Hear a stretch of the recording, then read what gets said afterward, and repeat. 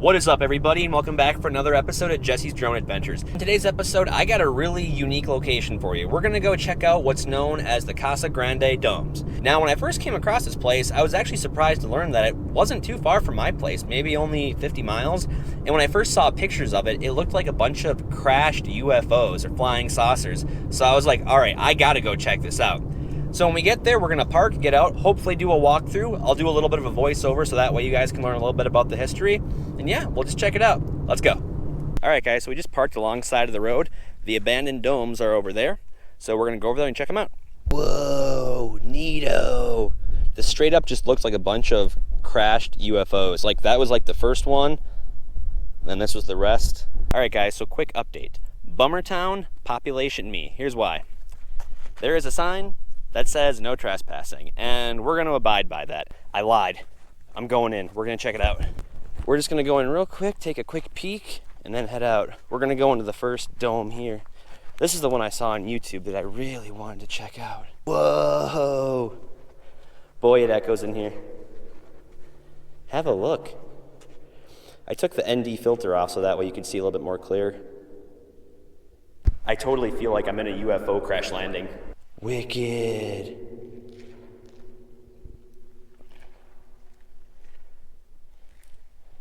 All right. The light shining through. Whoa, every night your light shine down. Here's what they look like up close. A lot of videos on the web said they were made up of like concrete and foam, which definitely holds true.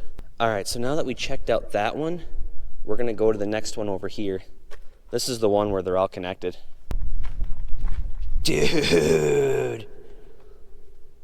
I've never seen anything like this. I hope this audio turns out. It's really, really echoey in here.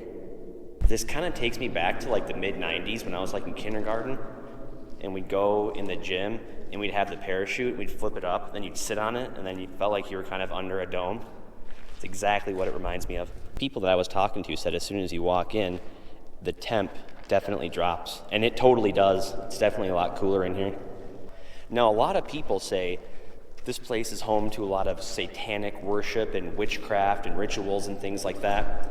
Although a lot of that is just on the web stuff, so I can't really comment or speculate on it. That's just what a lot of people have said. All right, we're gonna check out this one over here. Wicked. Feels like a horror movie in here.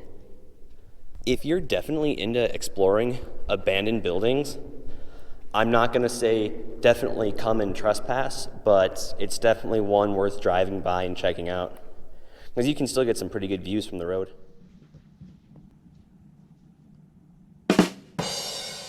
So yeah, a lot of the articles I found on the web said that this place is home to a lot of witchcraft and satanic rituals and things like that. Who knows if it's actually true? I mean, it definitely fits the description of a place where that would happen, but who actually knows?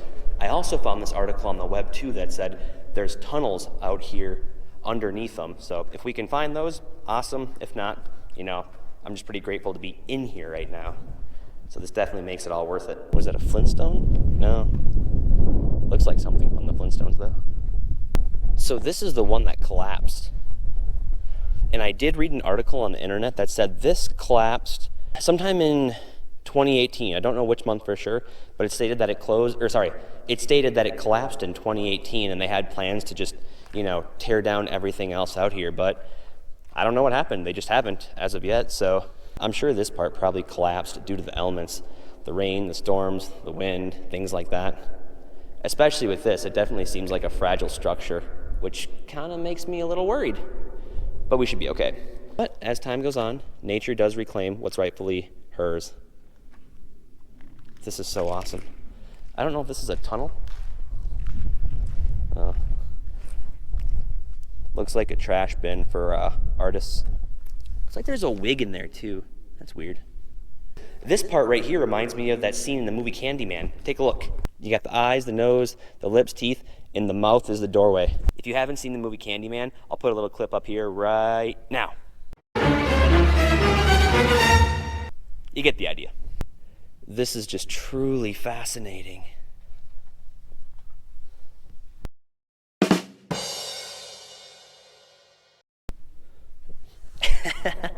I don't know if you can see it, but it looks like someone brought some nudie magazines out here. I don't know. What else are you gonna do? Oh, jeez. Alright guys, and now for a quick history lesson on the place. According to www.atlasobscura.com, these domes were built in the late 1970s, early 1980s, and they were meant to facilitate the manufacturing of computers and other computer parts. However, construction was halted in 1983 due to a defaulted loan. And you know what I found out? After exploring my fair share of abandoned buildings and doing research on them, that kind of tends to be a common trend. Now, according to www.earlcup.com, the link will be in the description below, quote, "The unusual shape and composition of the structures was chosen for its relatively low cost, speedy construction time, and efficient installation. Each structure took approximately 6 weeks to build and cost about $150,000 apiece." End quote. And on that same website, it also talks about how they were built. It's actually quite fascinating. Check this out. Quote, "Construction went something like this. After the foundations were complete, giant balloons were mounted onto them, supported by steel skeletons. A coating of polyurethane foam was then applied to the outside of each balloon, which hardened to form a layer several inches thick. An additional 3 inches of concrete was then added to form the outer shell. Then the balloons were deflated, creating the domes." End quote. And what you see here is all that remains today. One of the buildings did partially collapse back in January of 2018, and soon after that, the city actually ordered for the destruction of the rest of the domes. However, I did just recently drive out to this location, and I can say that as of March 2021, they still stand. But who knows for how much longer. Alright everybody, so that's about all the time we have for today. Thank you for coming along on this adventure. It was definitely one that was totally worth it. If you liked what you saw, then definitely go ahead and smash that like button, because you liked it, and I did too. And if you want to see more amazing content from me, such as abandoned buildings, scenic places in Arizona, then definitely go ahead and subscribe, because I got a lot more amazing content coming your way. We'll see you next week. Take care.